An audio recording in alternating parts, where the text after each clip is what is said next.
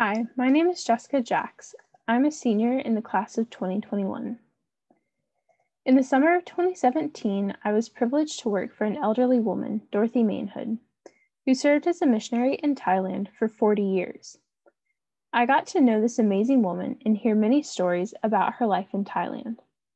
She is the reason why I decided to research Christian missionaries in Thailand. And I have been privileged to use Dorothy's letters, journals, and other artifacts as primary sources for my research. I will talk a bit more about my connection with Dorothy Mainhood later on, but for now I will talk a little bit more about Mainhood's life and missionary career. Mainhood was born in April of 1931. By 1956, she had graduated from Wheaton College in Illinois with a bachelor's degree in nursing. A year later, in 1957, Dorothy Mainhood sailed across the Atlantic to Southeast Asia, where she was trained and sent out by Overseas Missionary Fellowship, or OMF. OMF sent Mainhood to Thailand to serve as a nurse in Mandarin Christian Hospital. After several years working as a nurse, Mainhood accepted a job as language supervisor for the OMF headquarters in Bangkok. In this new role, Mainhood developed a language program and helped teach the language and culture to every new OMF missionary to Thailand. Along with her day job as language supervisor, she also mentored many young Thai women, teaching them how to live good Christian lives. This mentoring, often referred to as discipling, is what Mainhood really wanted to do as a missionary. Mainhood's goal was to disciple young Thai women. So how did she go about achieving her goal as a missionary? How did she communicate Christianity to the Thai people, 95% of whom consider themselves Buddhist? In my research, I sought to answer these questions through understanding how Mainhood contextualized Christianity, how she communicated Christianity in the context of Thai Buddhist culture. Mainhood did this by adapting herself to the Thai culture in both external and internal ways, in order to build relationships with the Thai people in her community. In the intercultural communications area of academic study, multiple scholars argue that building interpersonal relationships with members of the other culture is essential to understanding the cultural context in which you are trying to communicate, and is therefore key to learning to communicate effectively. In his book, Ministering Cross-Culturally, A Model for Effective Personal Relationships, Sherwood Lingenfelter also discusses how developing interpersonal relationships is essential to ministering cross-culturally, or ministering in a culture that is not your own. But for Mainhood to build relationships with the Thai, she needed to be accepted by them. She attempted to do this in two ways, through her appearance and through her skill in the Thai language. Externally, Mainhood focused on adapting her appearance and developing her language skills. Mainhood was a tall white American living in Thailand, but despite those limitations, she tried to fit in. She never expected to pass for Thai, but Dorothy Mainhood says she was drawn to the culture. She wanted to immerse herself in it. She dyed her brown hair to make it darker like the Thai. It was socially acceptable for Mainhood to dye her hair, because it is common for Thai women, who can afford to do so, to dye their hair to hide the gray as they get older. Mainhood also chose to dress like the Thai women, just like Hudson Taylor did when he was a missionary in China.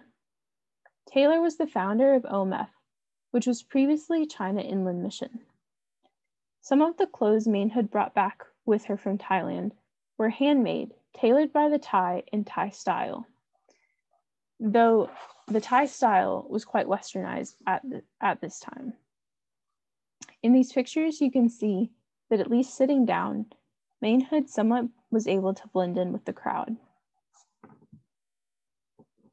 Another external factor that was significant in helping her communicate effectively was her skill with the Thai language. One of the first things I learned about Mainhood's missionary career was how dedicated Mainhood was to learning Thai. If Mainhood was speaking in another room, a Thai person wouldn't know she was not Thai. She was the first woman asked to give a message about Christianity at Mainhood Christian Hospital because of her language skills in the early years of her missionary career. And it was because of her excellence in the language that Mainhood was asked to become the language supervisor for OMF a few years later in 1968. As language supervisor, she would not let new missionaries go out onto the mission field until she was sure they were competent in the language, because she believed wholeheartedly that one cannot minister effectively with poor language skills. But language skills and adapting her appearance to fit in were not the only things Mainhood did to connect with the Thai people in her community. Mainhood also adapted to the Thai culture in internal ways, by understanding and internalizing Thai cultural values.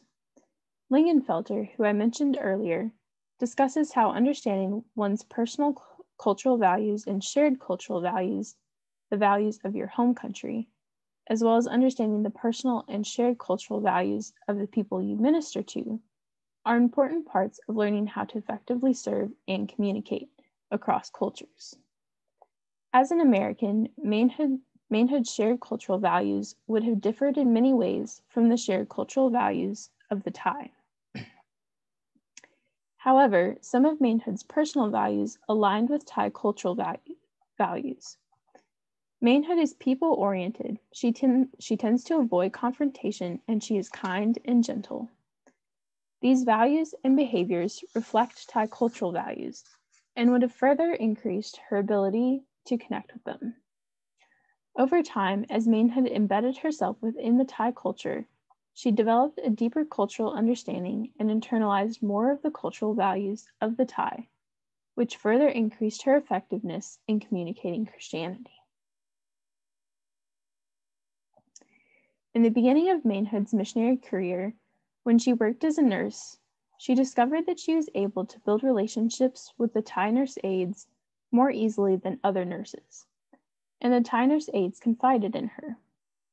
In an oral interview for Wheaton College, Dorothy Mainhood told a story about how one Thai nurse aide asked Mainhood if one of the other nurses was even a Christian. The Thai nurse aide said that this nurse was always bumping into things, slamming things down, and never smiled. Mainhood realized that the Thai nurse aide was perceiving the nurse's task-oriented actions as non-Christian behavior, because the nurse acted in ways that are perceived as qualities that show anger in Thai culture. From this experience, Mainhood learned that the Thai do not always perceive actions the same way as a Westerner would. This experience helped deepen Mainhood's understanding of the Thai culture. Mainhood also said in the interview that she was amazed because she was frequently confided in about other missionaries, and it seemed many of the Thai accepted her as if she were one of them. Mainhood describes the Thai as soft-spoken and gentle, which are also characteristics you could use to describe Mainhood herself. Mainhood said in the interview that she never felt very accepted within her own culture, but the Thai were so friendly and she felt drawn to them. Thus, in some ways, it was not difficult for Mainhood to internalize Thai cultural values, because she found acceptance among the Thai and was happy to adapt to the culture. Mainhood contextualized Christianity and discipled the Thai women in her community by building personal relationships with them. She adapted her physical appearance and learned to speak Thai well, and internalized Thai cultural values in order to connect with the people. By examining Mainhood's lifetime of service with OMF, we get a better understanding of the growth of the organization and the impact of a single Christian woman in Thailand between 1960 and 2010. For me, however, the impact of Dorothy Mainhood's life goes beyond developing a better understanding of OMF and the life of a single woman missionary, because she is my great aunt. The summer I spent helping to care for my Aunt Dorothy resulted in an unexpected relationship. Out of habit and a lifetime of service, my aunt treated me like one of the Thai women she mentored. She asked about my life, school, and whether or not I had a significant other. Her genuine interest in my life, kindness and care, and prayers for me touched me. And now that dementia is slowly taking away her ability to remember me, I treasure those moments and every hour I have spent reading and researching about her life and missionary career. Thank you.